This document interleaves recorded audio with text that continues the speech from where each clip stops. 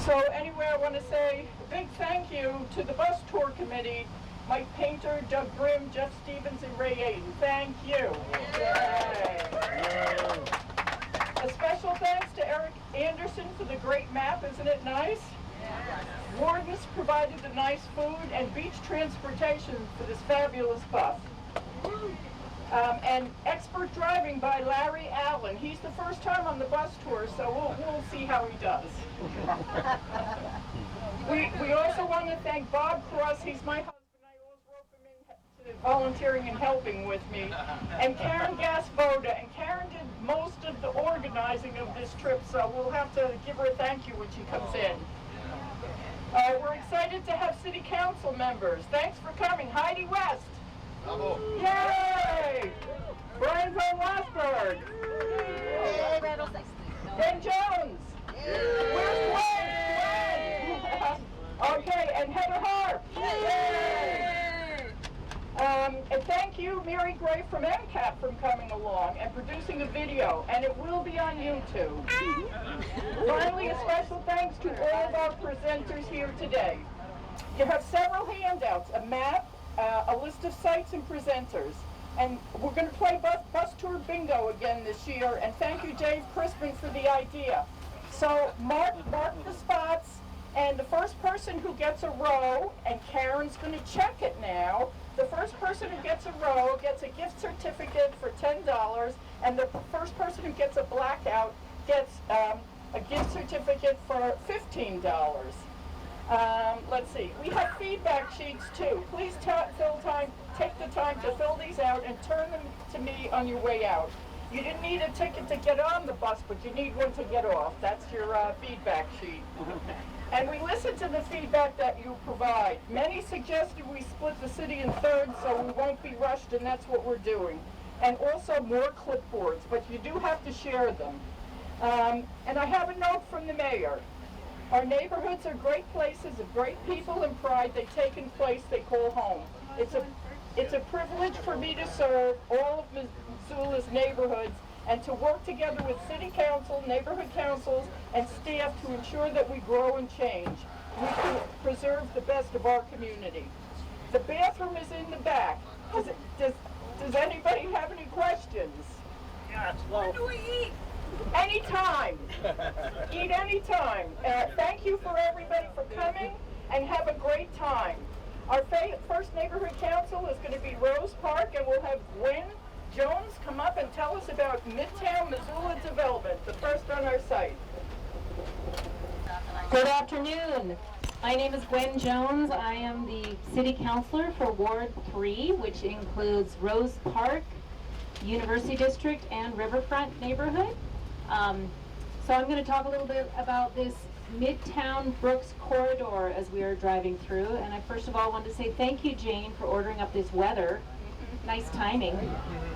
We were ready. So the Midtown Brooks Street corridor, which is right over here, of course, Brooks Street really from Rose Park and Mount Street out to where it intersects with Reserve Street.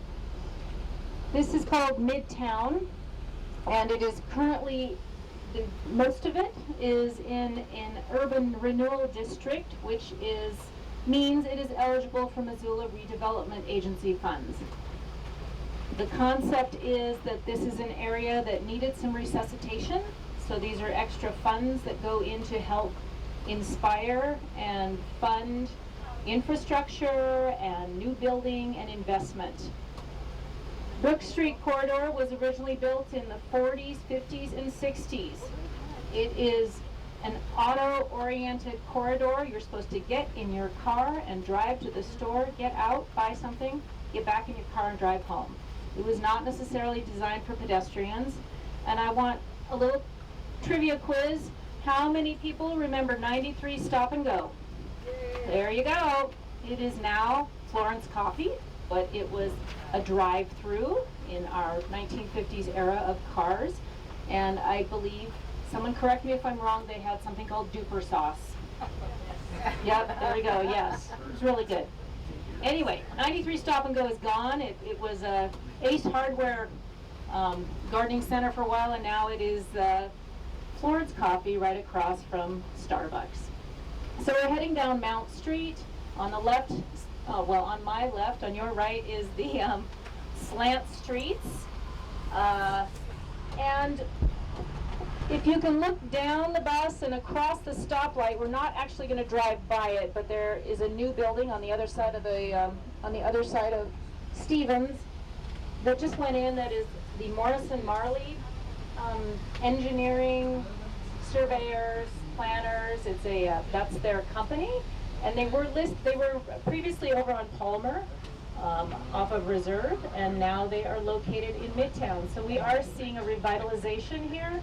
We're seeing a lot of companies come in, building big office buildings. Personally, I'm hoping that we see housing eventually. When I look at Holiday Village and Tremper Shopping Center, it's a vast amount of land and it's one story. And as we become a more densely built urban area, at some point I hope a lot of these traditional auto-oriented shopping centers go up 2 or 3 stories and have residential on the 2nd and 3rd floor, but we'll get there. So yeah, right across the street is Morrison Marley. For questions, I know you're under a time crunch. Could you talk a little bit about Willard? Sure, I'll talk a little bit about Willard also. Willard's the alternative high school program. We serve about 160 students at Willard. It's students who may find that they need a smaller learning environment or an alternative style in terms of learning. The graduation requirements are still the same for those students that attend the Willard program. However, they have smaller classes, they have a lot more project-based activity, theme-based activity. They're working right now on a partnership with Missoula College to do a lot more dual credit so that those students have like a warm handoff from high school to the 2 years should they desire it. Many of the students, of course, will choose to transition either to the world of work or to a 4-year institution. But at Willard, right now, that program is housed in an old elementary school that was closed in the late 1980s. So they're building a new building. It'll be designed for high school-sized students.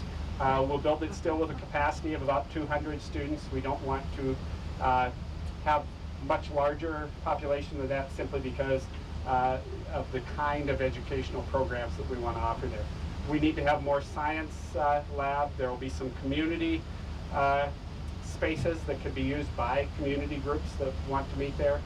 And again, just designed with 21st century learning in mind. So that's what you'll see if you do go down 6th Street. The walls have just started to go up. We've been prefabricating the walls because there were some holdups with permitting, and then the weather didn't allow for concrete to pour, so they started prefabricating the walls, and all of a sudden they're going up, and it's a rapid but dramatic change at that site very quickly.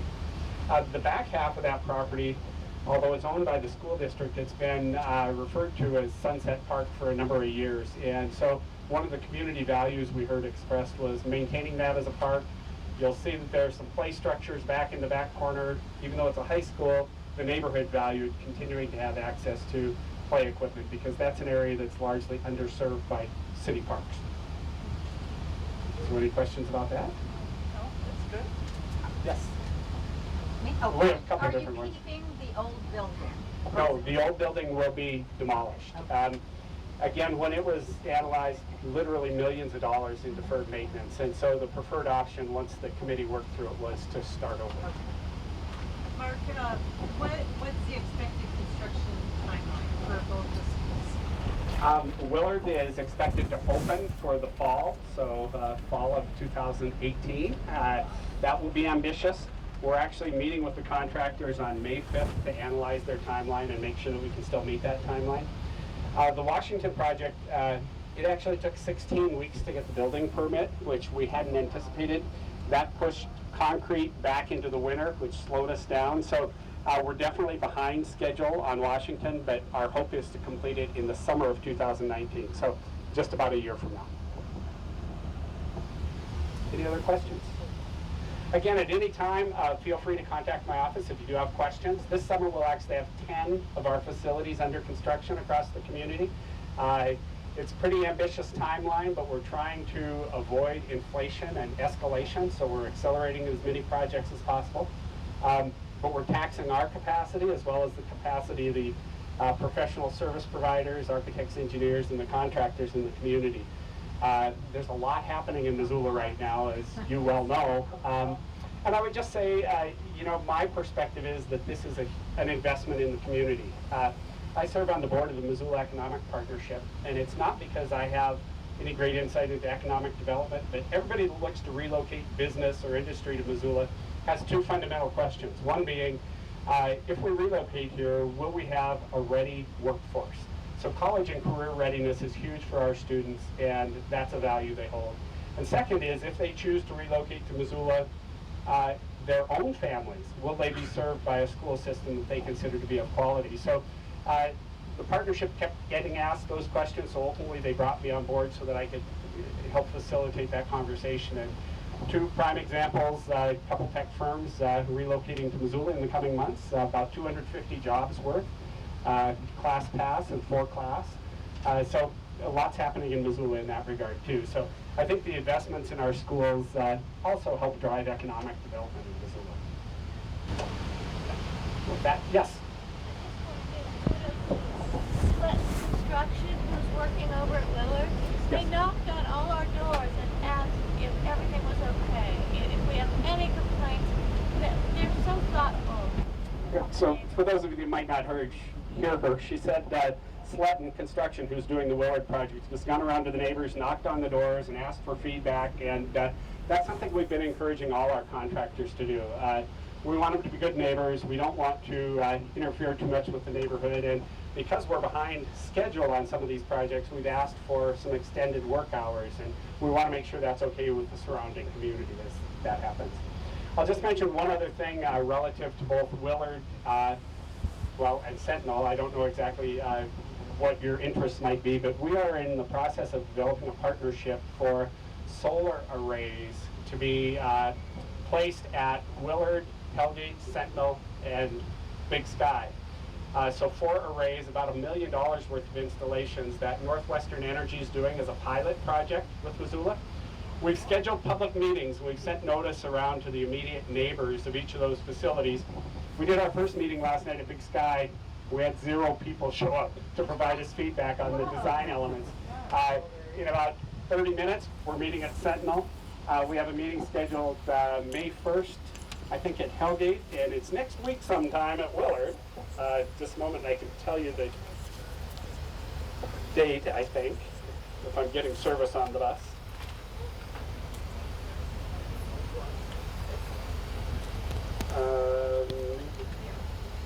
Monday night, the 23rd at 6 p.m. at Willard.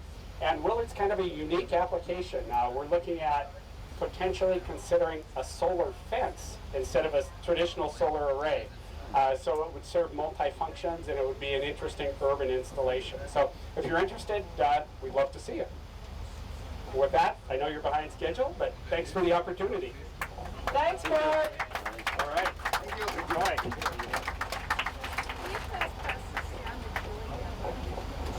So next we're heading over to the Triangle Park, Gateway Park to Slant Streets.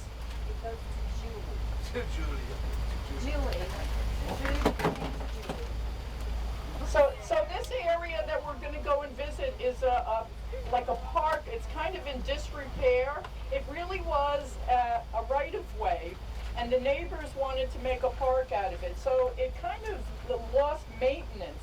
But the Rose Park Neighborhood Council is teaming up with the National Wildlife Federation, and there is some small grants and part of a leftover large grant that they used, and they're going to be working on it this summer. So we're going to be heading over there now. Has anybody ever heard of it? Yeah. Okay. Well, we'll be there in a minute, I think. Is this the one that man planted all the flowers in a couple of years back? Is it a triangular? Yeah, it's in the Slant Streets? Yeah.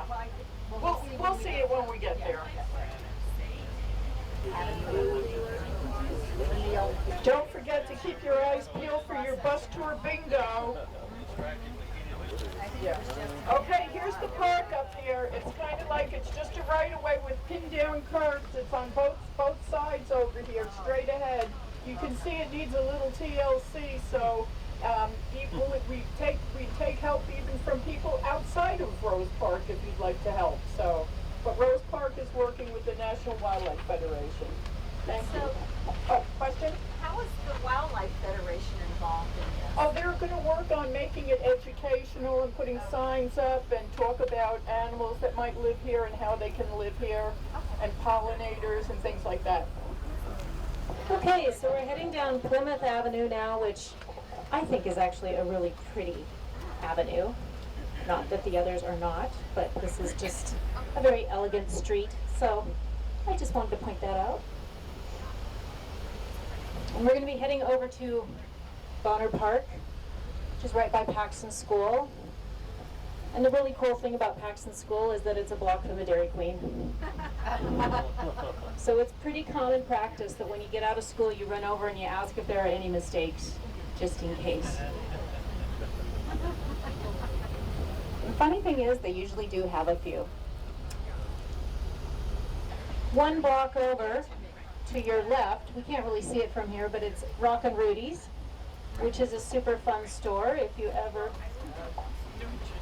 need to get a gift for anybody or a really cool card. It used to be the Eddie's Bakery. I remember being in first grade and we would go on field trips to Eddie's Bakery and then we would get free donuts. Eddie's Bakery relocated, I think, outside of the urban core, and now it's Rockin' Rudy's. So as we cross Higgins, we enter into the University District. The University District runs from the river all the way to South Avenue. About half of it, from the river to about Bonner Park, is a historic designated district. And there are quite a few residences. If you look, a lot of them have plaques. They are listed on the National Registry. This is University Avenue during the homecoming parade. The homecoming parade comes from the downtown, over the bridge, down Higgins Avenue, and turns down University.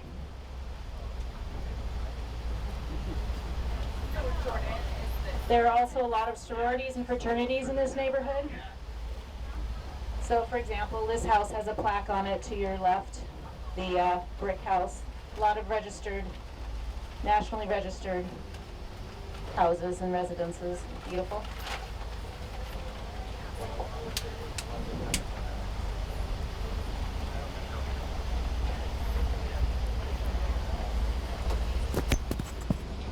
I think the University District was one of the first neighborhoods to start putting in the calming circles. And we have one now in my neighborhood, which is over by St. Joseph's School, and although they're difficult for buses to go around, they really do add a lot. Not only are they beautiful and charming, but they really do cut down on traffic. And they've been pretty successful. So I'd highly recommend them, Julie Devlin. If you can get yours put in eventually, that would be great. We'll hear about it later, I know.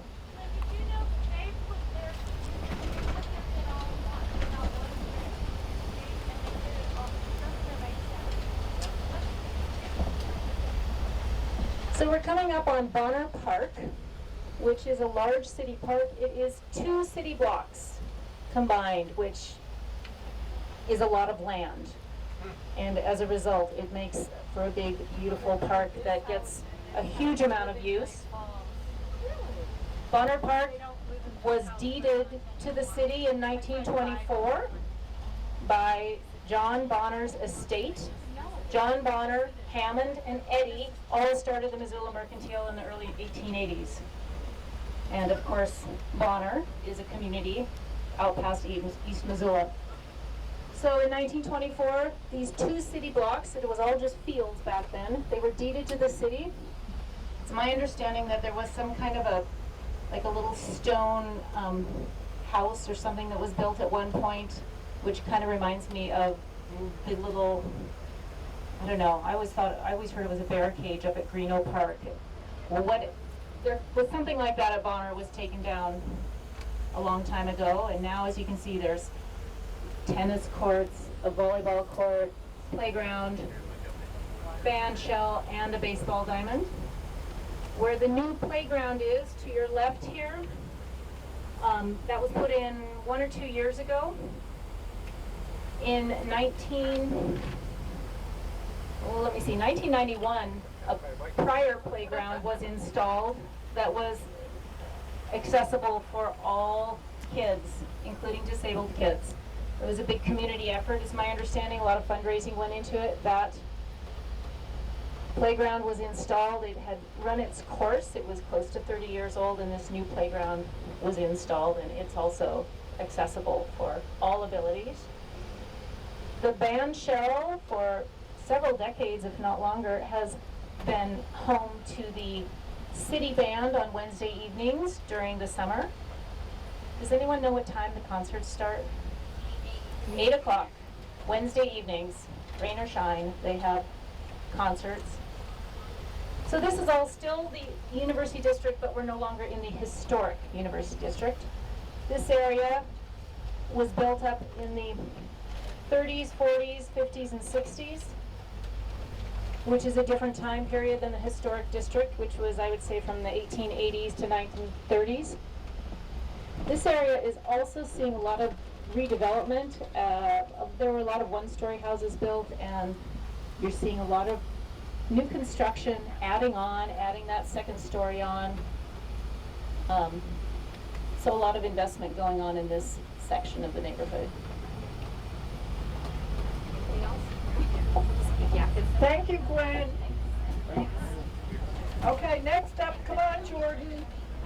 Well, hey, thank you very much for having me. I'm Jordan Lyons, and I'm the director of the ASUM Renter Center at the University of Montana, and I'm also a resident of the University District. And I'm going to be telling you a little bit about the University Garden here on South Street, or South Avenue, sorry, and the Iron Grizz restaurant. Has anyone, can I see your hands? Has anyone eaten at the Iron Grizz restaurant? Oh, great, wow, wow. Well, what do you think? All right, great, cool. Well, the Iron Grizz restaurant is kind of a unique place. It is a place where students can go and they can use their meal plan to purchase a meal or something like that, get their discount. But it's also a place that kind of caters to neighbors here. It's really popular with people who live nearby. And it's kind of a little more of an upscale restaurant, but still has a nice burger and things like that. And they get a lot of their food from the South Avenue Garden here that I'll point out. And we're going to come right up to that on the right.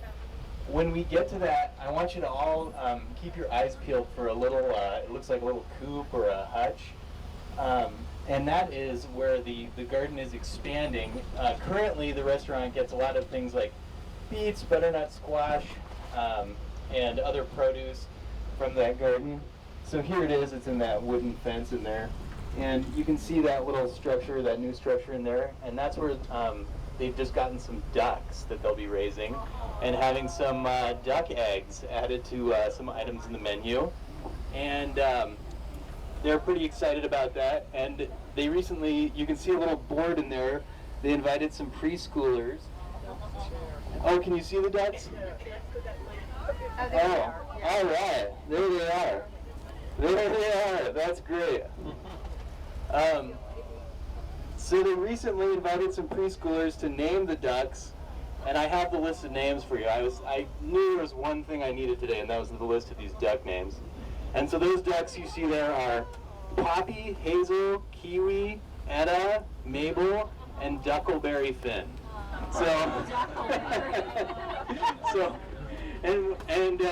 My wife told me to just really emphasize that you won't be eating Duckleberry Finn if you go there, just eggs from the ducks. So just kind of a nice little spot, and right tucked it back behind the garden is the Iron Grizz restaurant. I also just want to mention students who work for me, the neighborhood ambassadors who work as a partnership of the university and the city, are working on an event, an annual spring block party back up on University Avenue. That's on the 29th from 1 to 5. I have flyers for it, and if you're interested, I'd love to give you a flyer for it. Thank you so much for having me. I appreciate it. Thank you, Jordan. So next we're going to be heading over to the M Trail and Prescott House, and Tony LaPlante's going to talk about that. Hi everybody, how you doing? Can you see me? I'm Tony LaPlante. I'm with the University Neighborhood Council. I'm also a resident of the U. I think I'll start with the AM we saw as we went down Beckwith and turning on the campus drive now. It is, let's see, synonymous with the University of Montana and Missoula. It's about 3/4 of a mile up from, if we go around the corner here, there's a little entrance where a parking structure is, and it's an area where you can kind of hike up to the elm. Like I said, it's about 3/4 of a mile up, and it was constructed in 1908 by some new students. Basically, it was about 25 by 25 wide with rocks covered in whitewash. And then around 1912, it was turned into a wooden structure, and that was roughly the same size, and that cost $18, by the way. Big expense in 1913 or 1912. And then in 1913, it turned into a larger structure, just a little larger version of the original of the 25 by 25 dimension M. And then in 1915, a blizzard basically destroyed the M, and then an even larger version was built out of granite and whitewashed as well. And eventually it was renovated, or actually incoming freshmen, it was responsible for the incoming freshmen to walk up and take care of the weeds and whitewash, pull weeds and pull the grass. That was part of their incoming freshman responsibilities. And then around 1960, excuse me, I'm referring to notes, I apologize if I'm running in and out here. In 1968, a 125 by 100 foot version was built, what you see now, the big concrete M. It was built and it cost about $4,300. And the main reason for that was maintenance issues, because every year they have to go up, pull grass, repaint the rocks, and so they decided to spend a little money and make it more of a permanent structure. And then so interest waned and they didn't really go up with maintenance anymore. Now the facility services currently at the University of Minnesota will handle the maintenance, and they'll go up and they'll paint it once in a while. And sort of an annual tradition since 1919 was they would light up the M during homecoming with torches, but with our current fire situation in the last couple of years, they have not done that. So, but really, just the U. The M is just a definite symbol of the University of Montana, and as we all know, it's become well known. And okay. And next, we're going to talk about the Prescott House right here. Yeah.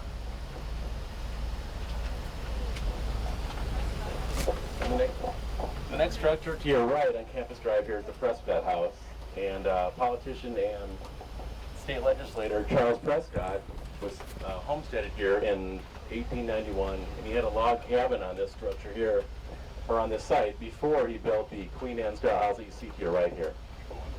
He built it sort of in the style of his wife, Julia, came from Pennsylvania, and he built it in the style of a schoolhouse, similar to what she had, or the house she had grown up in Pennsylvania. And it was owned by the family for 95 years, and his son, Clarence, who lived there up until his passing in 1993, was given pretty much life tenancy, which is basically he would have access to it, and he was given an acre. And it was given to actually the university bought it in 1955, but he was given life tenancy, so he was able to stay there and reside there until his passing. And then Denny and Phyllis Washington donated some funds to refurbish it, because it kind of went into disrepair, and sort of built it up and refurbished it to its current appearance. And the university president and some deans will have events there, and you can rent out the back pavilion, which is in the back of the house there, for events if you like. And graduates will come there and they get tours of the house during commencement each year. So, thank you. Hope that wasn't too fast. I apologize if it was. Thank you, Tony. Okay, next we're heading to the 5th and 6th Street reconfiguration in the Riverfront Neighborhood Council, and we're going to meet Bob Giordano there, and he's going to pop on and tell us a little bit about that.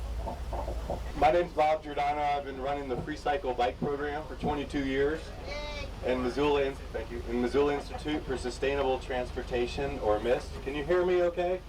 Yeah. I serve on the leadership team of the Lower Rattlesnake Neighborhood Council, and I've been involved with the Riverfront as the free cycle shops in this neighborhood. For many years, people have been talking about 5th and 6th Street. There's been, over a 7-year period, there's 277 crashes between Higgins and Russell. And it's very unfortunate, but we can do things about that.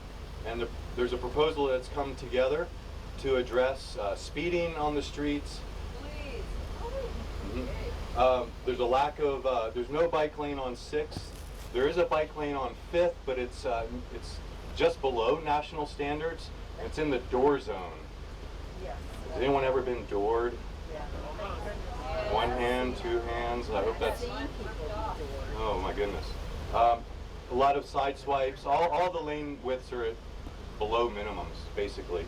So the proposal that's gained a lot of support, the 4 neighborhood councils surrounding 5th and 6th, Rose Park, University, Franklin to the Fort, and Riverfront, have come out with strong support for option 1C after a study was done, and that is to convert one of the 2 travel lanes to a buffered bike lane.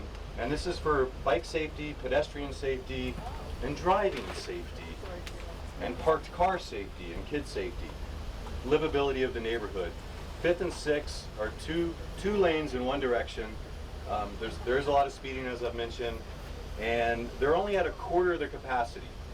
Now, rush hour is the big challenge, but all the studies that have been done have shown that with a 1-lane configuration for bikes, a 1-lane configuration for motor vehicles, that the traffic flow actually improves at 9 of 11 intersections.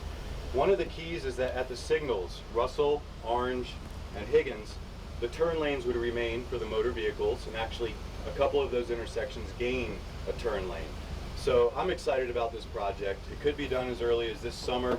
It depends on the state DOT. They have a big say in our local roads here. But you know, with everyone working together, and roads are sometimes challenging to get everyone to agree on something that's almost never perfect, but this option 1C for 5th and 6th, a lot of people feel like it's a good thing for the neighborhood and the city. Any questions on 5th and 6th Street? Yeah. Well, could you repeat the number of casualties between Higgins and Russell? Yeah, the number of crashes between Higgins and Russell, 277 over a 7-year period. Most of those were probably not injuries, but there have been a lot of injuries on these 2 roads. The pedestrian double threat is maybe the greatest danger. 1 lane stops, people cross, sometimes quickly, and there's that 2nd lane.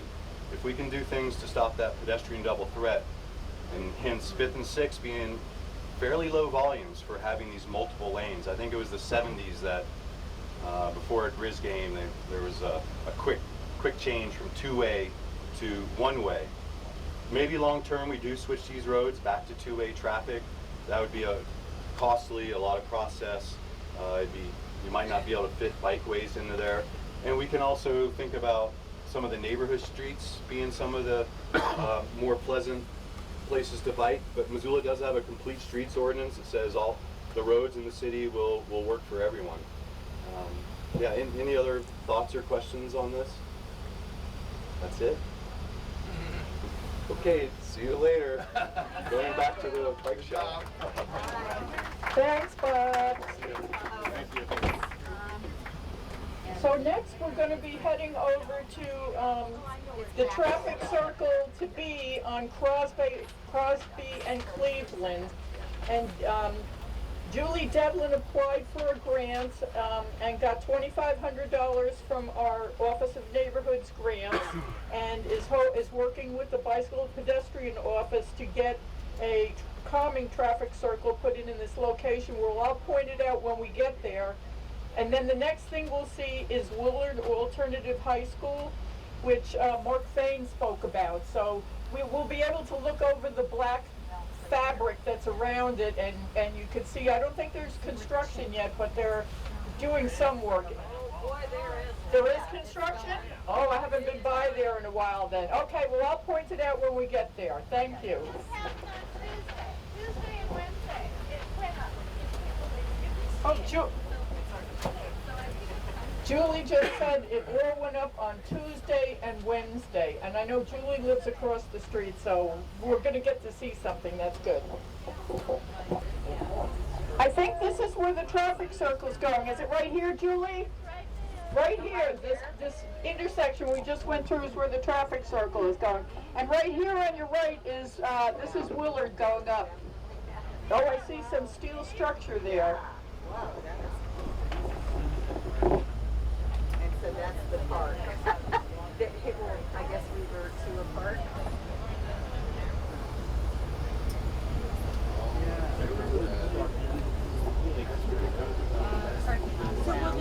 So next we're headed to the Old Sawmill District, and that's Riverfront Neighborhood Council, and Linda McCarthy is going to come up and talk to us about that. Come on up, Linda.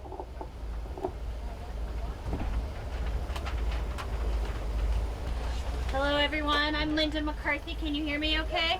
No, louder. How about now? There you go. My name is Linda McCarthy. I work for the Downtown Missoula Partnership. We represent 3 organizations focused on building the best downtown possible. The Missoula Downtown Association is the organization you're most familiar with. It's been around the longest, since 1975. It's the membership-based business organization. We have the Business Improvement District, which is the downtown property organization. And then we also have the Missoula Downtown Foundation, which is our fundraising arm.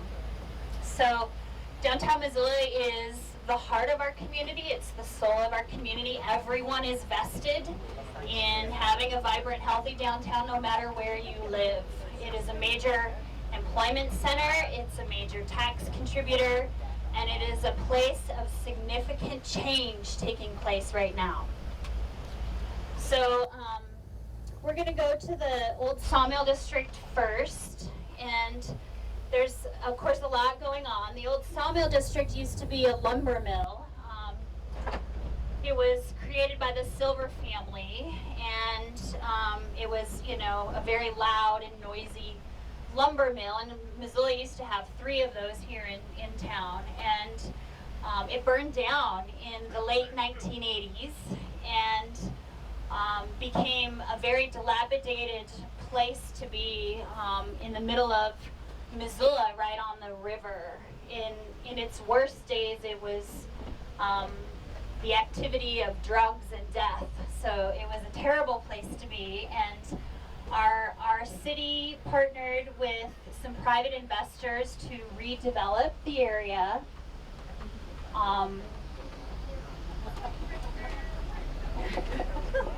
I'm so glad I'm not driving. Yes.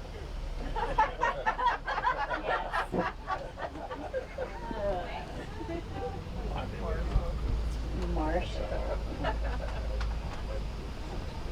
We've been talking a lot about driving at our house. I have a daughter who's in high school, and she's had 3 accidents in 9 months, so she's not driving right now.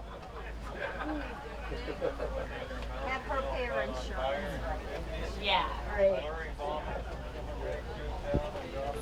So much of the change that's taking place in downtown Missoula is because of planning efforts in our community. The Downtown Master Plan, that was the first ever of its kind, and it was done in 2008. It was a community-wide visioning process to really showcase what we wanted to have in our downtown. So it was a land use and circulation strategy, as well as sub-strategies in housing and parking and workforce and retail. And it's been 10 years since we did that original plan, and approximately 70% of that plan has come to fruition or is on its way to becoming part of our community. And because of that, we will be deploying a public campaign this fall to update that downtown master plan and I hope all of you will participate in the public workshops and the stakeholder meetings because, again, downtown belongs to all of us, and your input is really important in that area. So the Sawmill District has been redeveloped over time, and essentially what you have is, you know, the city cobbled together a variety of funds and cleaned up the mill and built a lot of the public infrastructure, the park, the trail system, the streets, the curbs, the lighting, some of the parking facilities and the baseball stadium, all told about $10 million. And that $10 million has leveraged about $250 million of development in this area, with the primary focus being on housing. So Lacey's place just got finished last year. The place next door was completed by Homeward just last year. That's a low-income housing project. And then you have Poly Square up here that's got 4 different residential sites.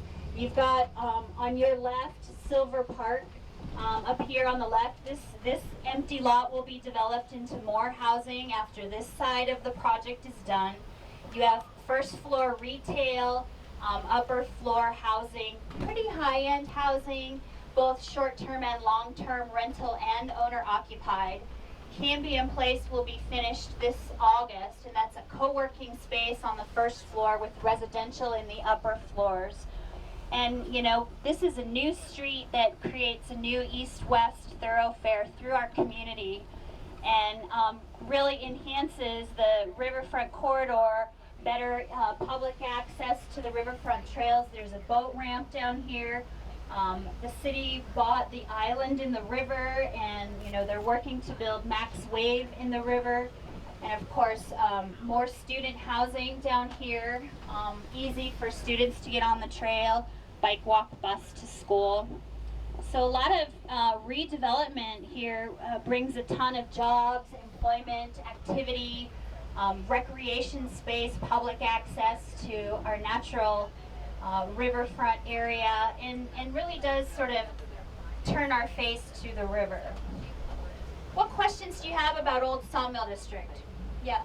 So when it burned down in the 1980s, privately owned, was the land purchased privately then eventually? Yes. Or did the city own it, or how? There's the two partnered together to buy it, and the city took a portion of it, and the private developer took a portion of it. Okay, thank you. Yes. What's been done about the traffic congestion, particularly on Russell and Wyoming? And they're adding more and more housing to try to make that work. So, you know, Russell Corridor is going to be reconstructed, and the Russell Bridge is under project this year. And then, are you getting off? Okay. And then, oh, I guess you're all getting off.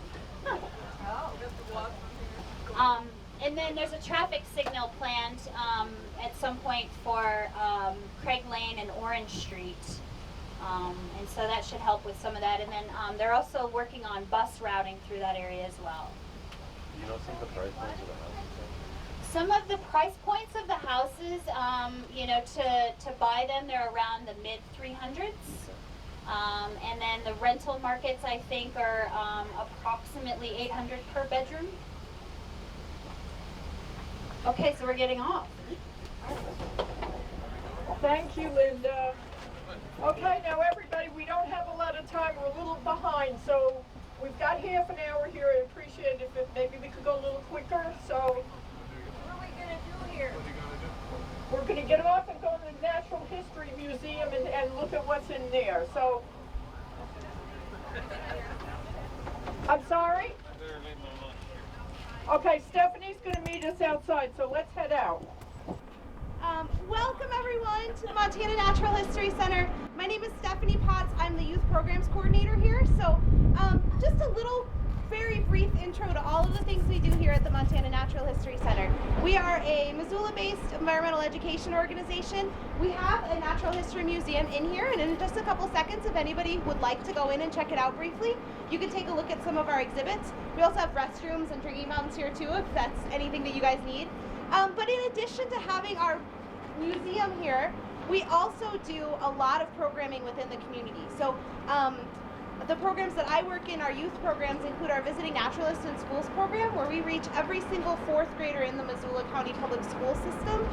In Lowell, we're in 5th grade, so I guess every single kid who goes through MCPS hits us at some point in time. We also work within other schools around the area, so we're in a total of 69 different 4th and 5th grade classrooms every single month doing environmental education science activities and 2 full-day field trips a year to local natural areas for those kids.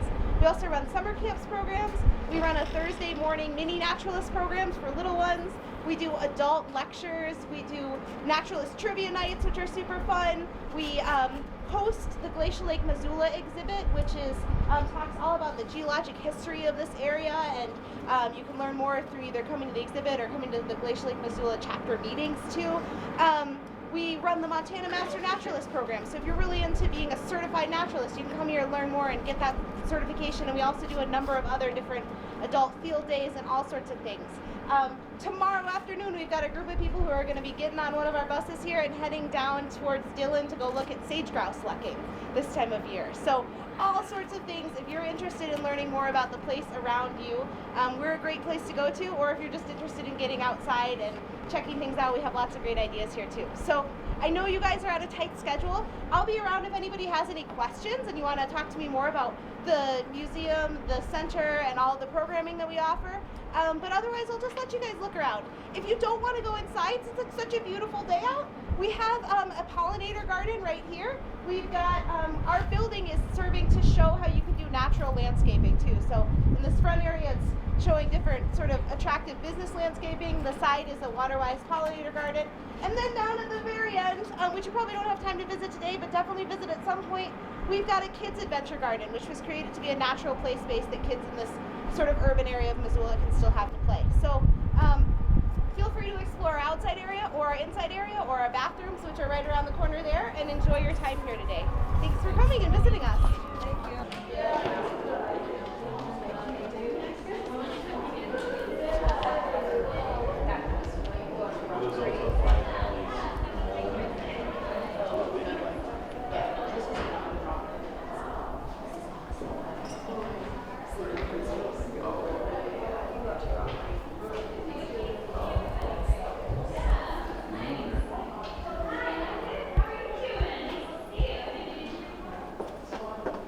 You are?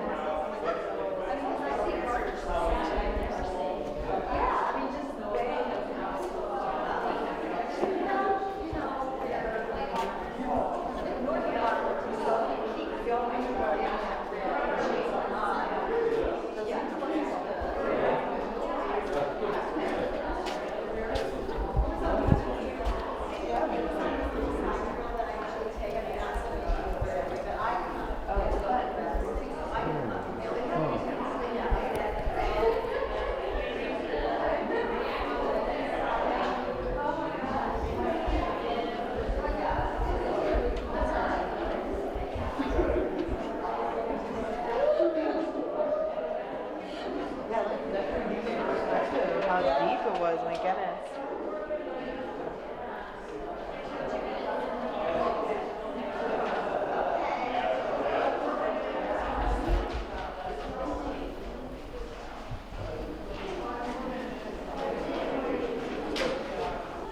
Yes. Yeah, oh, go all the way in so you can look at the mural on this wall. You can't see it.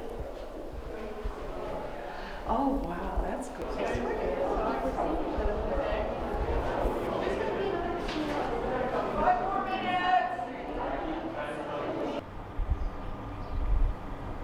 So I just want to point out two things. Julie Devlin asked me to show you. I didn't even think about it. This is 100 Hickory. This is where the urban forester Chris Boza lives in the daytime. So if you ever need to come down and see him. And across the street the other way, that's Garden City Harvest, that little building over there. It's very unassuming. So Until they move. when do they move? To River Road? Yeah, I mean, that's where their new office, yeah, I think. Oh, okay, their new office is on River Road then, and we've been there already. All right. My name's Marisa Phillips. I'm from the heart of Missoula Neighborhood Council, and we're on our way there. So it is located in Ward 1, and it goes from the railroad tracks on West Toole Avenue, goes along Interstate 90 east to Easy Street right near the East Missoula entrance, and then south on the way back all along the Clark Fork River.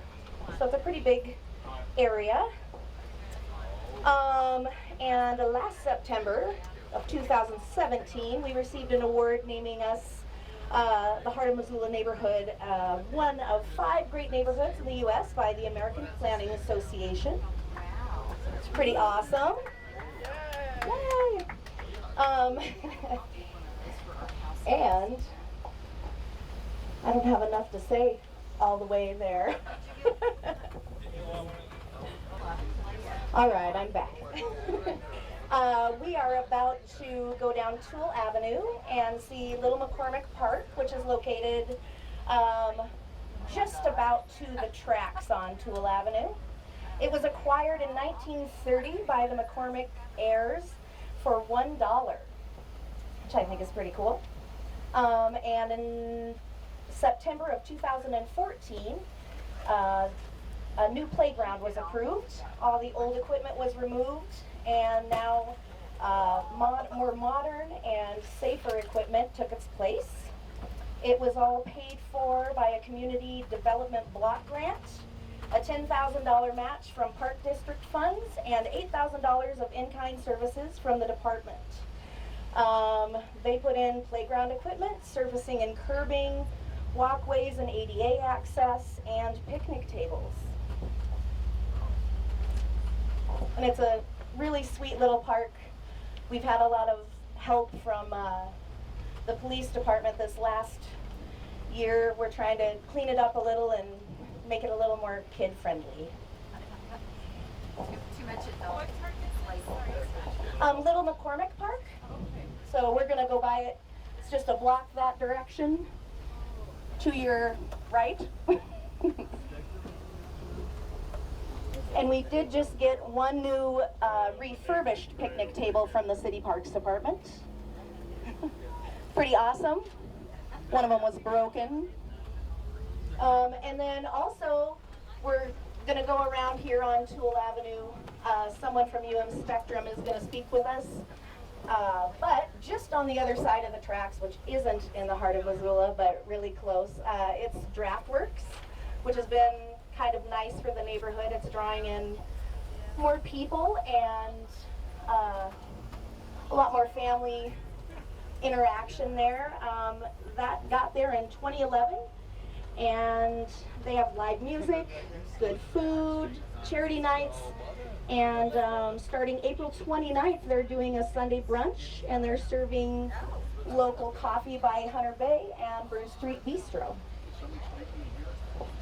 Thank you. Hi there. Hi. I'm guessing you're not Caitlin. I'm not Caitlin, I'm Christian. All I'm right, taking over sit for her back in. because she lost her voice completely. Oh crap. All right, there you are. Okay. Hello everybody. I'm from Spectrum.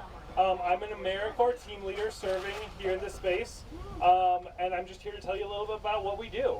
So we're a local science center that is available to all families, and it is just a blast for all ages, anywhere from, I think the youngest we've seen is just a couple months, and they're able to play around in our sand tables, and we have a sprout house for them to enjoy, and then it goes, and we have all ranges, even up to adults enjoying the space.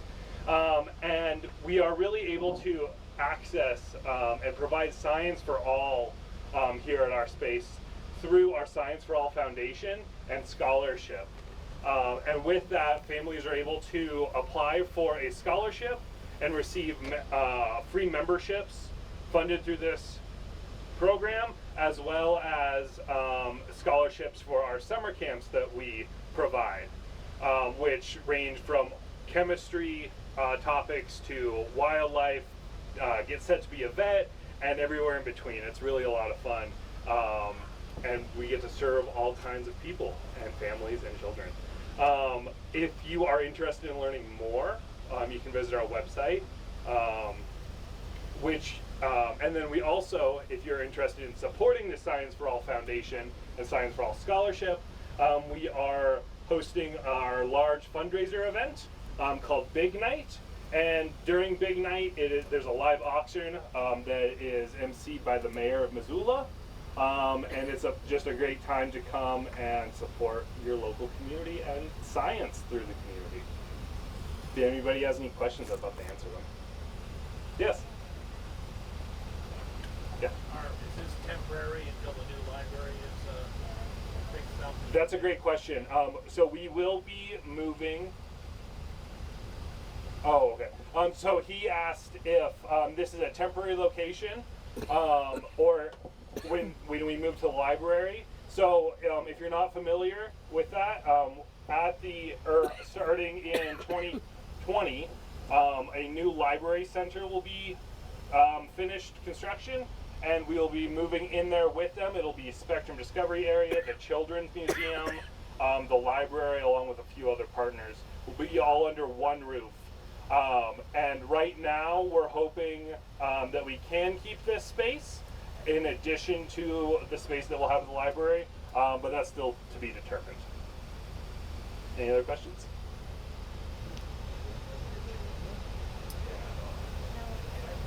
Well, thank you very much. I hope you enjoy the rest of your tour. Thank you. Thank you.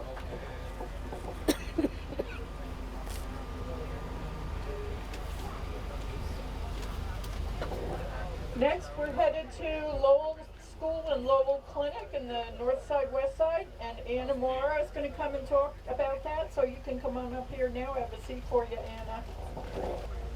Hi, everybody. A little nervous here.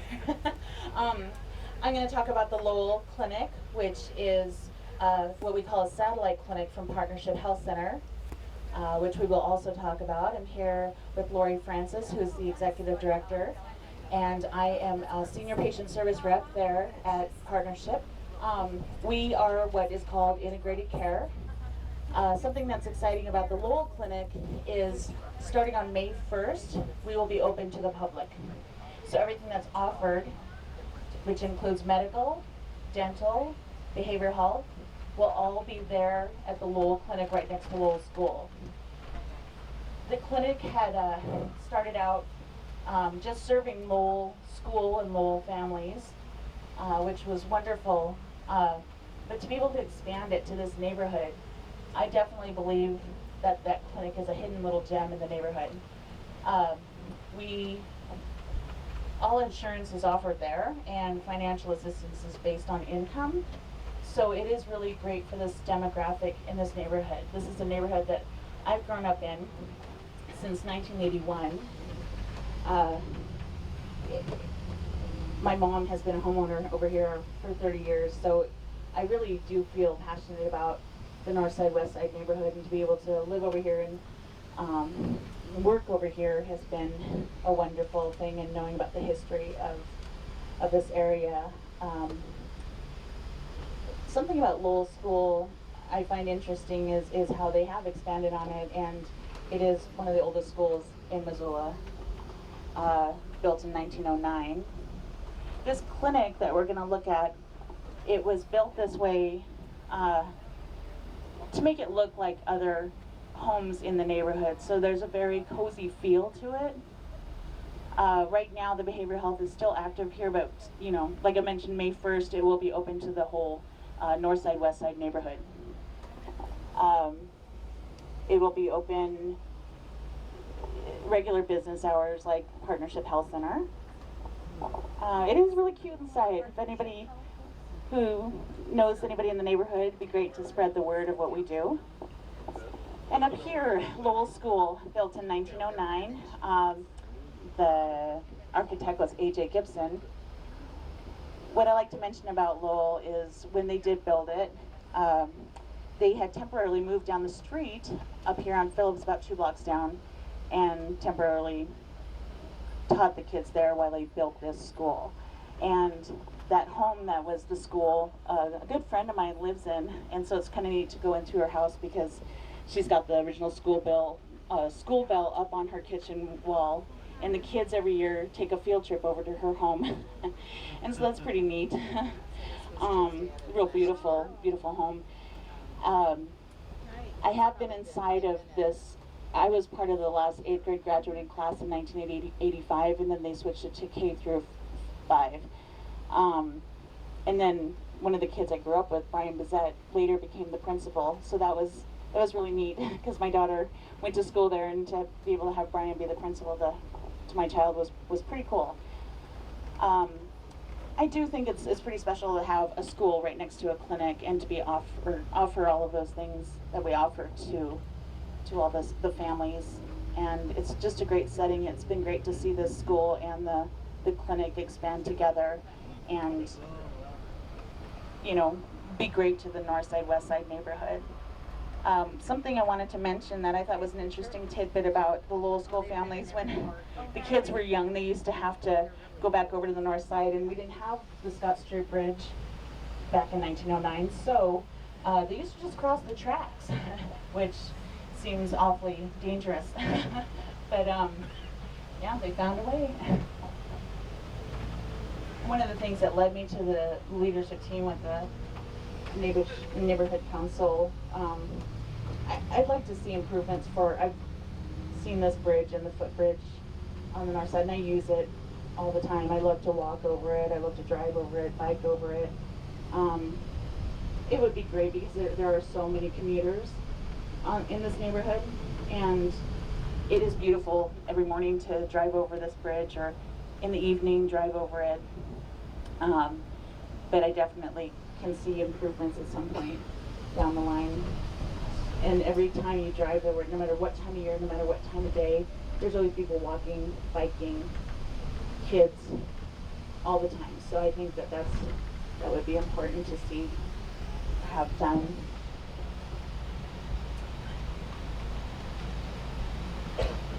Next place we're going to look at is down here in Cooley, and I just thought it'd be interesting to look at it. It's a good friend of mine that owns it. His name is Ty Best. He's a furniture designer. Started out in fashion, and then he went into furniture design, and it's been pretty cool because he has been featured in some magazines like Elle Decor, and he's won some awards. He travels all over the world, and he bought a house on the north side because he loves this neighborhood. He was originally born in Anaconda and came to Missoula, and is a very well-known furniture designer with Case Designs. So it's the house up here on our left. It's a white house. It was built in 1910 as a farmhouse.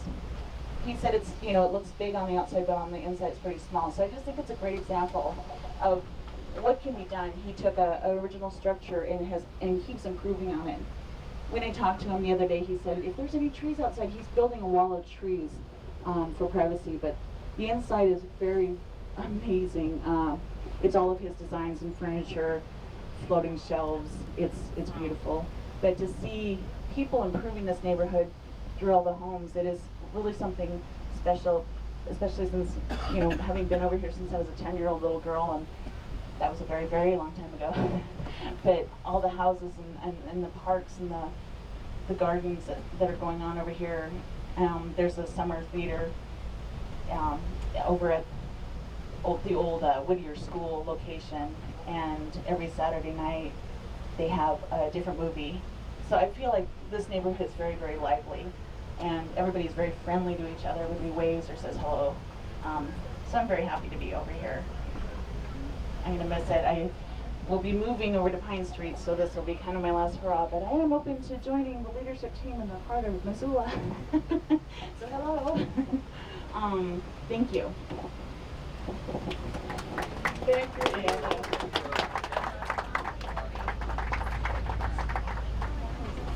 Anna. Next up is Lori.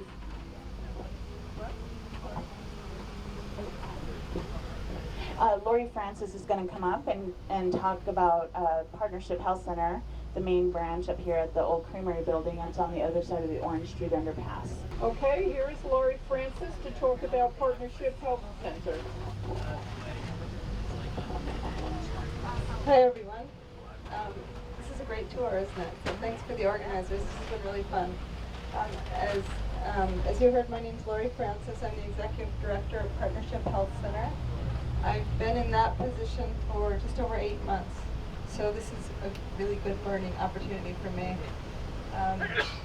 Partnership, as Anna mentioned, who's one of our amazing employees, we have 200 employees at Partnership, a budget of about $27 million.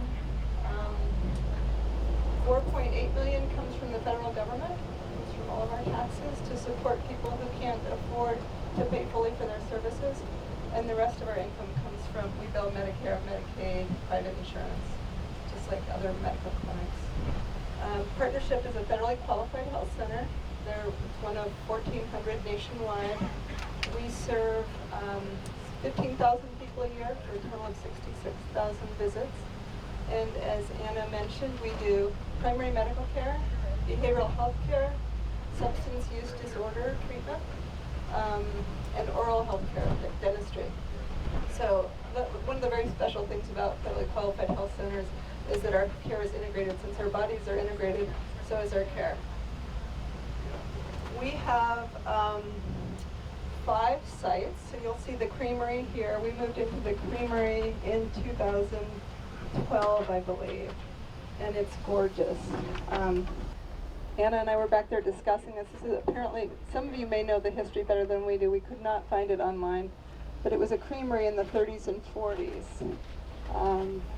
And then had a lollipop factory in the basement, I understand. We also have a full service, instead of a lollipop factory, we have a full service pharmacy in the basement now. And are just beginning another $400,000 renovation in the basement to accommodate, to expand the pharmacy. So Partnership, this is Partnership's Creamery. Then you heard Anna talk about Lowell School Clinic. We also have sites in Superior, Sealy, at the PAW, and at the PAW. So if you don't already come here for services, you might want to consider it. We see people who have lots of resources and people who have very few. What we know about health care is that it doesn't actually significantly improve health and well-being, but the equal opportunity to education, income, jobs, and strong relationships is what really improves health and well-being. So we play a large role in that. Thank you. Thank you very much.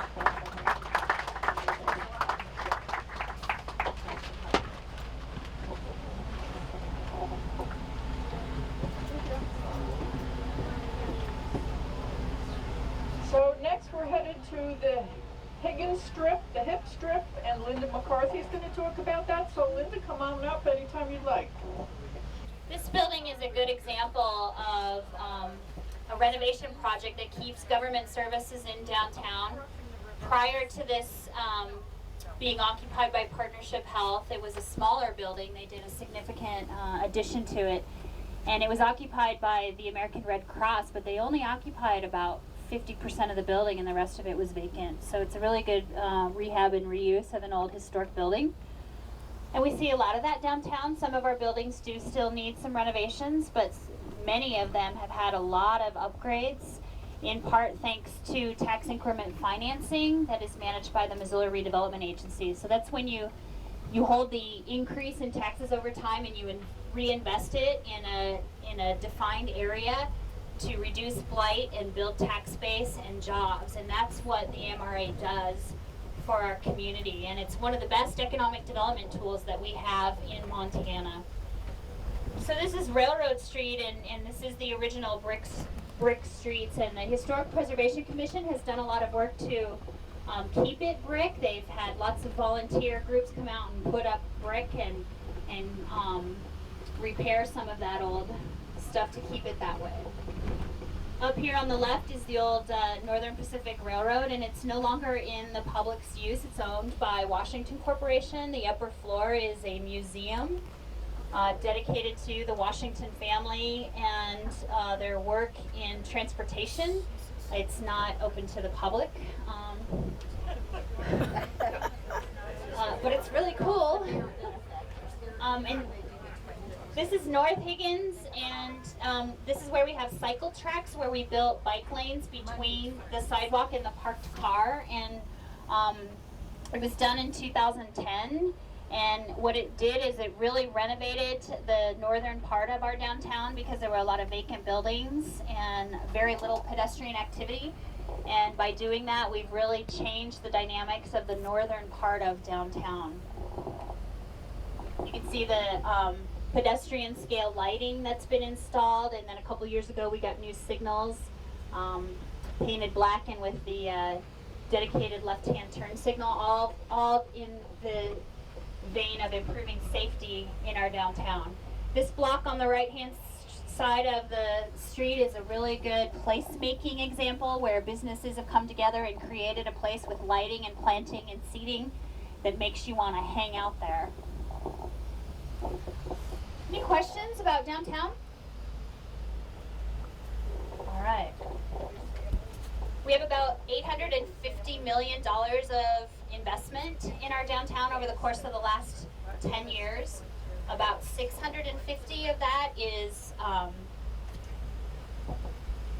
like building projects, and about 200 million of that is transportation projects. So Madison Street Bridge, Van Buren Roundabout, the Signal Project. This summer we have ADA upgrades coming where they're going to tear up the street corners and make them improved and upgraded to new ADA policies. Plus we had the Orange Street Roundabout done last year. We are in the midst of planning for the Higgins Bridge improvements, which are expected to happen in 2020. They're going to redeck the bridge, widen the bike lane and pedestrian points, and improve access to the Karis Park area. Main Street and Front Street will at some point in the future be two-way streets, each way from Orange to Madison. Main Street is, I think, one of our widest streets downtown because apparently you had to have it be this wide to turn around a horse-drawn carriage. The ZAC, the Zootown Arts Community Center, bought the Studebaker building. They'll be moving in the heart of downtown in the spring of 2019. They have launched a capital campaign to buy the building outright and make the renovations that need to be made. Sweet Peaks Ice Cream just moved in here down by Grizzly Hackle.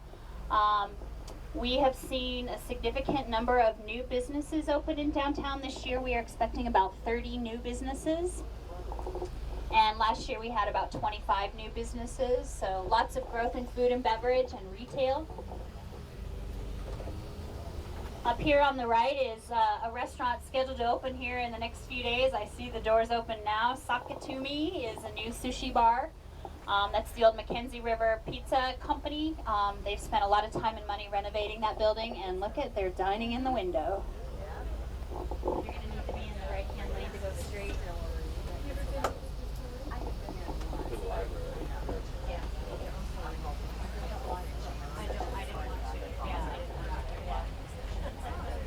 Front Front Street is really a changing street for us. In 2011, First Interstate Bank redid its building. It's now a 6-story employment center.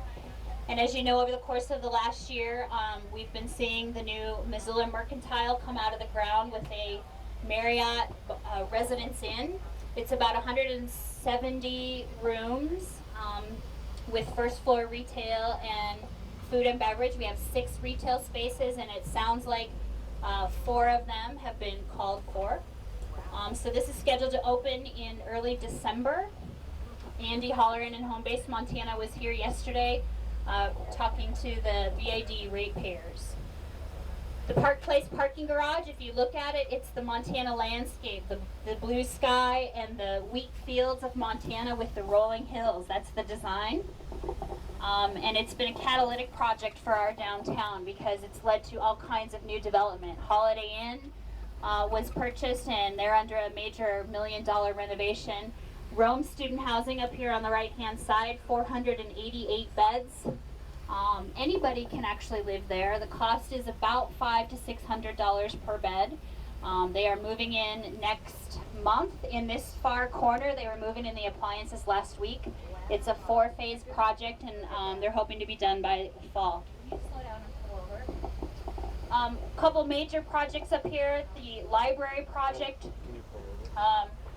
is under construction shortly, moving to the block here on the east. The new design came out about 30 days ago. It's a 4-story with parking underground, and it's going to be right across the street from the Missoula Children's Theater, funded through a $30 million bond approved by voters and an additional $5 million of fundraising. We have a lot of housing going on downtown, and about 1,500 new housing units have been built over the last 10 years, and Heidi West would like to tell you about the next project. So that lovely road blockage up ahead of us is due to a project I'm working on in my work role, which is I work for the North Missoula Community Development Corporation, and we develop permanently affordable housing using a community land trust model. And so just to the south of the closed road there, we're building 7 townhomes that are going to be available for purchase in February of 2019. So there's going to be 5 2-bedroom units, and those are going to come to the market at about $144,000, and then 2 4-bedrooms at $160,000, and those are going to be available for folks that make 80% of our area median income and below. And I think this is important. It'll be the only permanent affordable housing available as of now in downtown Missoula, and about almost $1 million in this project are either state, federal, or federal sources that are managed. About $750,000 of it is managed by the city of Missoula, by their new housing department. It's a combination of home-funded, home CDBG, and then also the Missoula Redevelopment Agency is funding part of our right-of-way and deconstruction process. So, all right, thanks. Yay.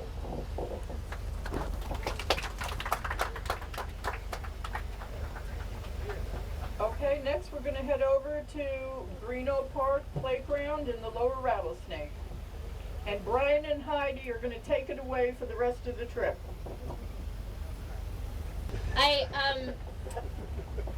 So this is a really cool tour. I think it's something that should be offered regularly, but maybe in an abbreviated form, hint, hint. But I want to share with you that we are launching some new tours this summer called Unseen Missoula. So last year the Historic Preservation Commission hosted an event where they thought about 75 people would come out and see Unseen Missoula, and actually I think it was 1,000 people came out. So totally social media campaign. Nobody expected that many people would come. And because of that, the Downtown Missoula Partnership is partnering with the Historic Preservation Commission to offer guided walking tours of downtown throughout the course of the summer. We're going to launch some pilot tours in May as We're going to launch some pilot tours in May to just kind of get feedback. We're going to take people into basements and places that they don't normally get to see. And then come June, we will start with online registration and guided tours for residents and tourists. I think we'll offer it 3 times a week. It'll be about 60 to 75 minutes. And it's another great way for us to connect to our community and our history of Missoula and understand some of the things that you don't normally see. All right. How's that volume-wise? Pretty good? Okay. So I'm Brian von Lossberg. You just heard from my colleague on council, Heidi West. We're going to back clean up here and take you home. We're going to head up into the Rattlesnake area. And before we get going up there, I just wanted to say thanks to Anna for the great tour in the north side. Both Heidi and I live over there, and our kiddos go to Lowell School. My daughter is now 6 and is in kindergarten there and loves the school immensely. So, but it was a great tour. I learned things about my own neighborhood that I didn't know. So thank you, Anna. Ward 1 is comprised of the north side, the downtown area, the Rattlesnake, and then some parts east, the golf course development basically over in East Missoula. And our first stop is going to be the Greeno Park area and the playground equipment specifically there, right? And then we'll wind up at 10 Spoon as a surprise. We've got a wine party, and no, just kidding. We made special arrangements to not have a train come at this time. It's very important, high priority bus tour. Yeah, I shouldn't jinx it. That's right. Has anyone not been to Greeno Park? Raise your hand if you've been to Greeno Park. Yeah, okay. Greeno Park is Missoula's first park, as I understand it. Came to the city in 1902, if I'm not mistaken. It's about 42 acres. And I used to live on Lower Jackson Street, which is right over on the other side of Greeno. And so we spent some quality time in Greeno, and we still bike over here from the north side to enjoy it.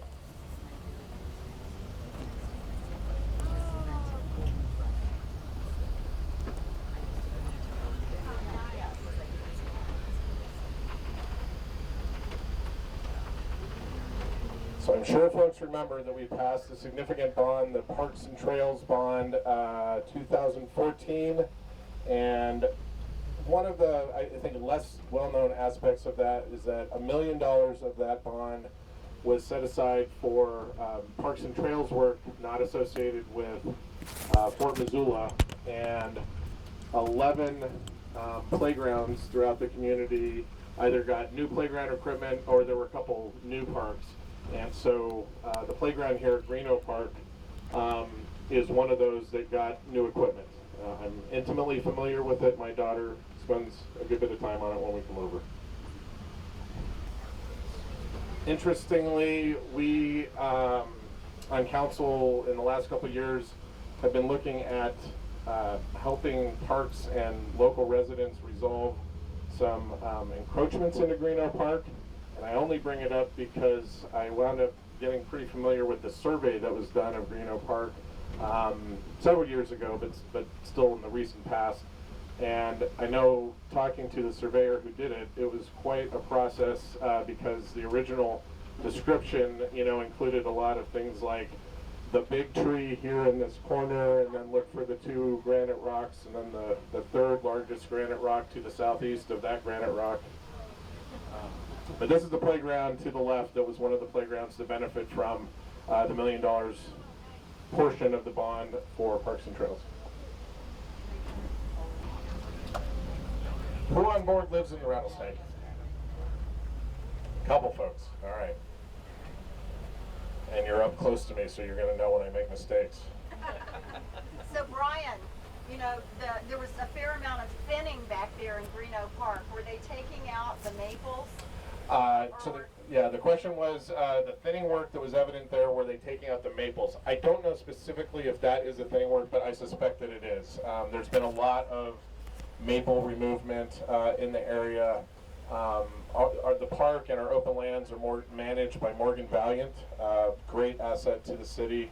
And he comes and gives us a pretty thorough update every year on council. And I always recommend to folks to actually, it's a great presentation to access off the city's website from the Parks and Conservation Committee because of all the detailed work and science that Morgan's team does. But So we can go to the city council site and then. yeah. So the question was how to access information like that. So little City Council 101, there's several committees that the council serves on. One of them, and Gwen Jones, who you heard from earlier, is the chair of the Parks and Conservation Committee, a committee near and dear to my heart because during my first term I chaired it. And if you go onto the City of Missoula website and basically search for City Council committees, you'll wind up seeing a listing and a schedule of upcoming meetings as well as all the meetings that have happened in the past. And you can search via a whole bunch of different parameters within a date range or just on one of the committees or several of the committees. It's very user-friendly. And pull up any of the materials that were associated with that City Council meeting, as well as, and I know you're all going to run home and do this, watch the video of our committee meetings. And those are all on MCAT, and I'm sure some of you may be behind, but you can take care of that through binge watching. Netflix specials, City Council videos, same thing. So we're on a very special street in the community, Missoula Avenue. And I've been working with some of the constituents here. You know, I don't think there's a street in Missoula where folks aren't concerned about speeding and safe, you know, biking and pedestrian travel. And I came to find out from talking with the fire department that Missoula Avenue actually was a two-way street. I did not realize that at one point. And as we drive up it, I'm sure you're going to think I'm lying. Back when cars were much narrower, maybe? I'm not sure.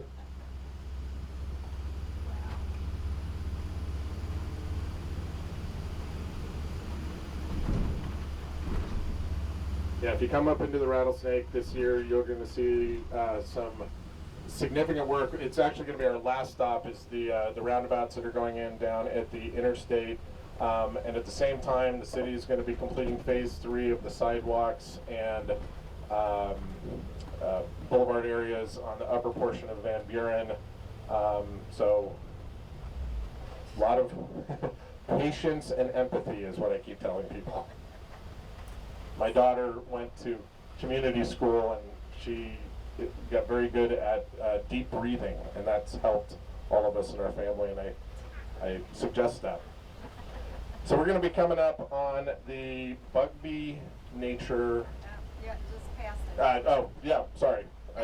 Too much talking about my daughter. So our next stop was the Bugby Nature Preserve, and I want to thank Jane because I think Jane, it was you that contacted Bruce Bugby, who is the son of Henry Bugby Jr., and the reserve was named for Harry Bugby Sr., who was born in 1879, and I believe it was in the 60s that a developer wanted to basically cut the trees down and build some houses there, and Henry Bugby Jr. Used some money, and it was matched by the Nature Conservancy and Fish, Wildlife, and Parks, and that allowed the area to be protected.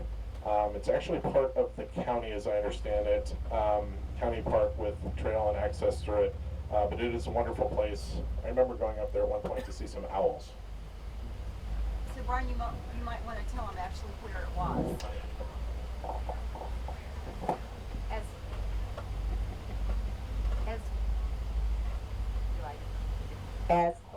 As we were coming up Missoula Avenue, and we passed all those houses on the left and Cheris Lane, then on your left was a nature area. That is the Bugby Reserve. Clearly, I haven't been there in a while.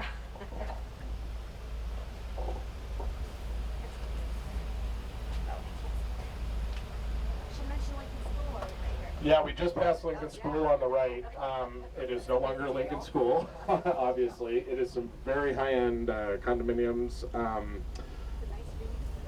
But it is a nice reuse of a historic structure. It's kind of gone through all sorts of chapters in its history, but it ultimately is protected and adapted to a new use.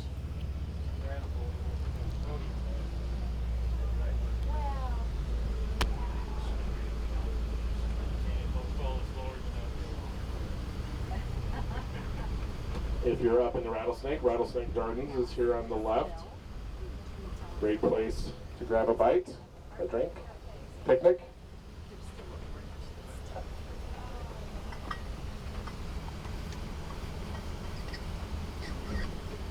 And while we are heading up to the location of Syringa Bike Park, I will take the opportunity to put a shameless plug in for my wife's organization. She works at Garden City Harvest.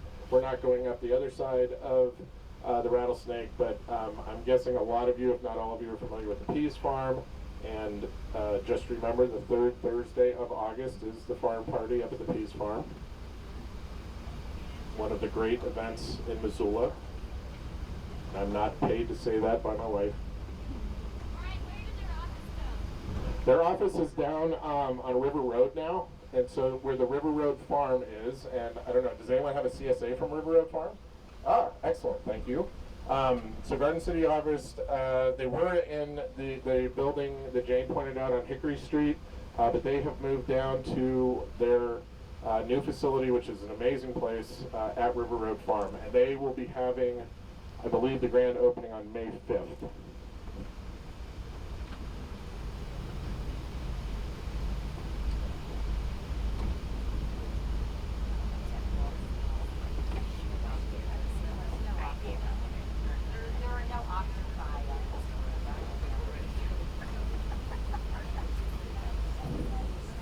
So we're coming up to the location of the Bike Skills Park. So there's two Bike Skills Parks that are going in Missoula. This is Syringa Park. On the other side, we're going to be making a turn here past this development. It is, and I want to recognize the We Ride for Tanner folks from Tanner Olson, who tragically passed away several years ago. They've been fantastic at fundraising, and Parks Department has worked with them and a number of partners to put in a bike skills park at this area. And I will mention, I touched base with Neil Miner, who works in the Parks Department. We're currently out to bid. It's this area here, right off to the right. They're out to bid, and the other one I mentioned is the Bellevue Park, which is down in the Southgate Triangle neighborhood. But bids are due May 1st, and Neil says that hopefully construction should happen during the summer, assuming favorable bids. In phase 1 that's going in, there is a beginner and intermediate pump track, a bike skills loop that will go around the whole facility that we just passed there, and a soft surface path along Lincoln Hills Road that we're on. And then there'll be some phase 2, and there'll be some supporting infrastructure, well for water and restrooms and the such. Any questions about the bike park? Yeah, people are pointing to the right area over here, on our left.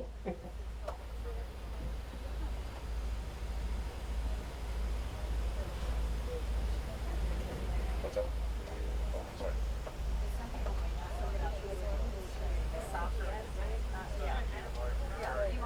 Any questions? Oh, the soccer field? Yeah. We have, it's NCPS uses the soccer fields over here on the right.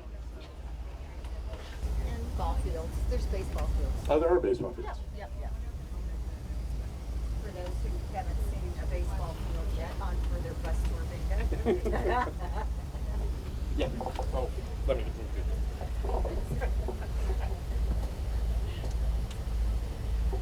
Hey everyone, Karen has just let me know that somebody should have a blackout by now if you're paying attention. $15 gift certificate. But anyway, you might be able to catch some of the items on the way back. If you haven't caught them already, when we're going back down the Rattlesnake, you might see something you missed on the way up.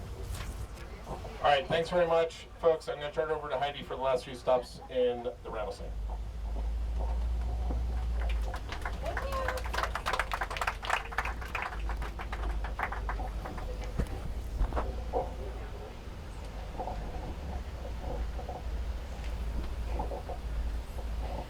nothing to say for a while. But I am going to give a plug. There's obviously a lot of development going on all over Missoula. And if you don't know, there is a service that you can sign up for through the city website called Building Eye. And you can set an area and get notifications about different kinds of permits that are being pulled. Or you can just look up random addresses and stalk your neighborhood, which is what I do. I like to know what my neighbors are doing. So we are headed to Prescott School, which is in the lower Rattlesnake, so I'm going to be up here for a little while. So as you know, probably know, if you live in the neighborhood, maybe if you don't, Missoula International School rents that currently from MCPS on a month-to-month basis. So someday they are planning on relocating into a larger space, maybe in about 2 years. And there was just a lower Rattlesnake general meeting in that space yesterday.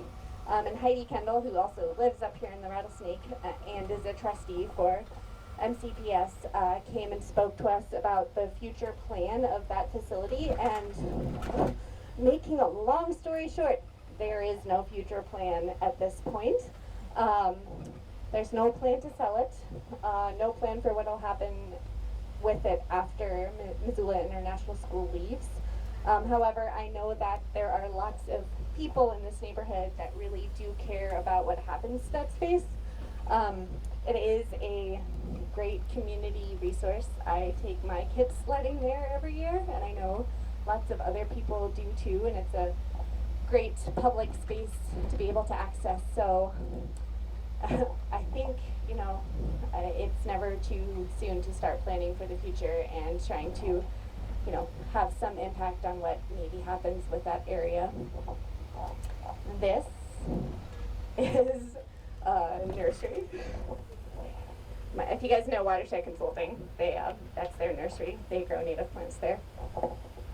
It's county land, by the way. Really? It is. That is county. It is. Just that little area there. I've seen it blocked out before on the maps. I only know that because I planted trees for them for several seasons. It's Watershed Consulting. Mark Vandermeer owns that company. They're located under the Scott Street Bridge on the north side. See, you always learn something. They actually. Oh. Gwen might know the answer to that better than I do. Did that sale go through for the Missoula International School on 3rd Street? Yes. Yes. I'm gonna ask people that know better answers. And one of the board members for MIS is on board, Ray Aiken. Ray, are you hiding and not telling us you're a board member? Yes, he says. So I think Brian already mentioned that there's going to be the phase 3 part of the sidewalk redo happening in this area. There are maps available if anyone's interested, and I think there was a good deal of effort made to save quite a few of the boulevard trees in this area and make homeowners feel okay with what's happening. I know, so there was a question about what the percentage of rentals is, and I don't know the answer to that. I know what it is on the north side because I've looked at the census data, but I know the lower Rattlesnake has quite a bit more rentals than the middle and upper Rattlesnake. And because of the proximity to the university, home values are skyrocketing. It's impossible to buy. We did have a long discussion about the bear buffer zone. It's always discussion.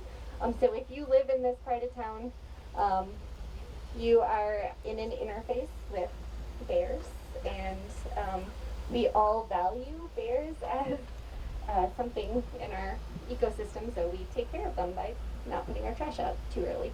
So this is Prescott School. I've already said what I was supposed to say about it, but Missoula International School's here for the time being until their new site is finished.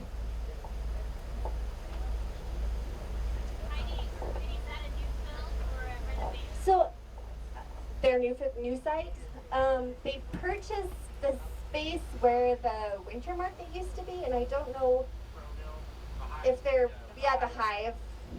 And I don't know how much of the building they're keeping. Somebody else on the bus might know. Ray knows. It's all coming down, Ray says.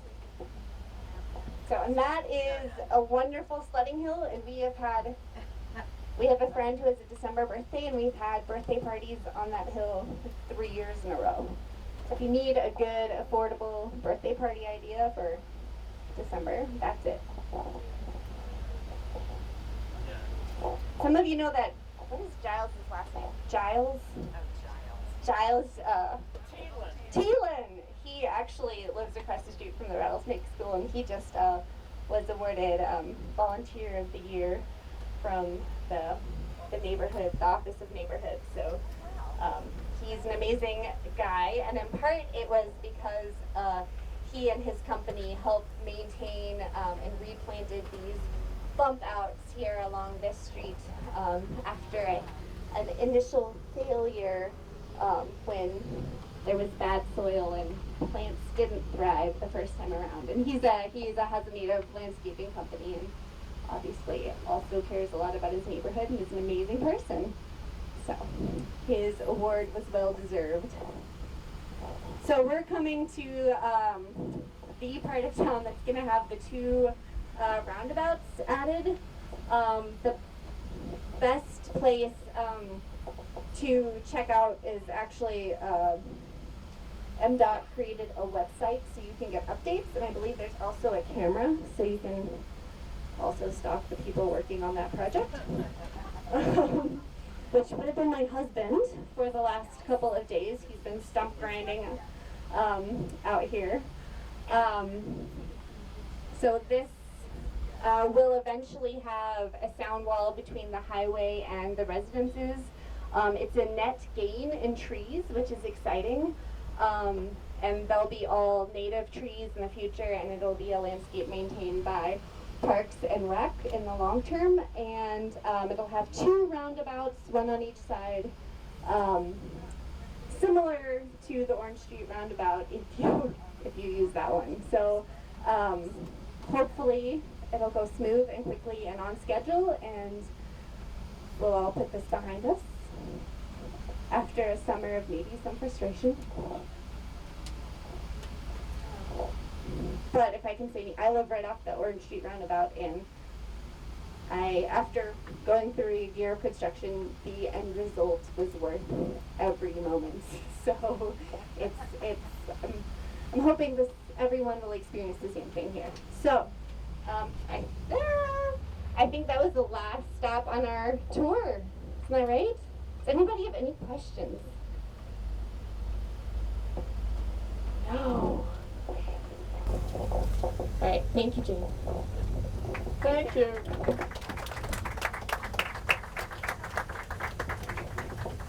Okay, now we're going to head back, so it's time to fill out your feedback sheets so we know how to make it better for next year. Thank you.